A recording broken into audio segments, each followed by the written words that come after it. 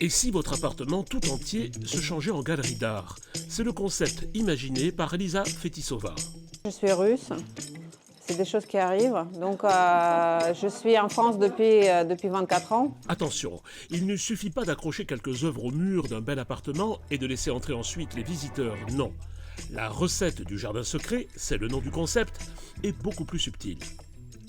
Mon idée originale, c'est de faire le portrait psychologique du propriétaire à travers une sélection d'œuvres d'art. Ça veut dire que je parle avec la personne, le propriétaire du lieu, beaucoup, un peu comme un psychologue. Et la personne me raconte plein d'histoires personnelles que je ne peux pas dévoiler d'une manière directe, après je réinterprète sa personnalité, comment je l'aperçois, son caractère, ses histoires, en prenant en compte aussi le lieu. Je le réinterprète à travers d'une sélection d'œuvres. Pour réussir cette immersion dans l'intime, encore faut-il que le ou la propriétaire du lieu accepte de jouer le jeu. C'est intrusif quand même. J'ai vu le résultat et j'ai été intimidée, mais vraiment intimidée. Et je me suis dit, oulala, je ne veux pas que des gens que je connais viennent voir l'exposition. Je vais me cacher. Et puis, finalement, je trouve ça fantastique. Merci.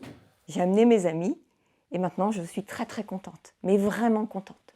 Alissa Yov est une artiste russe exilée en France depuis mars 2021 et plusieurs de ses œuvres sont exposées dans l'appartement.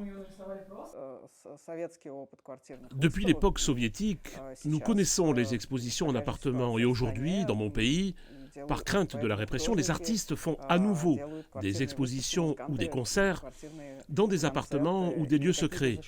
Cela nous est donc historiquement ou génétiquement familier. C'est chez moi l'expo, c'est pas compliqué. C'est gratuit l'entrée du jardin secret.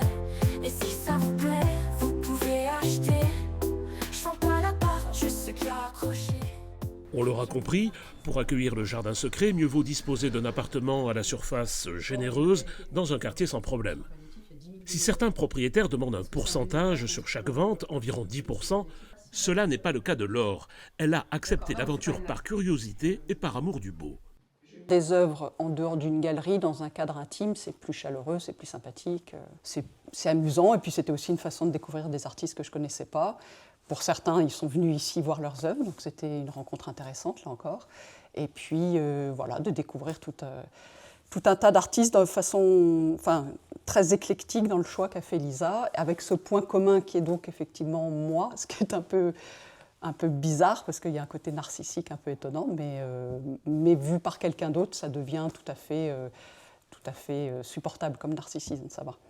Lisa veut désormais importer son concept du jardin secret dans les entreprises, exposer des œuvres d'art dans l'espace de travail, histoire de contrarier la froideur des chiffres avec un peu de chaleur artistique.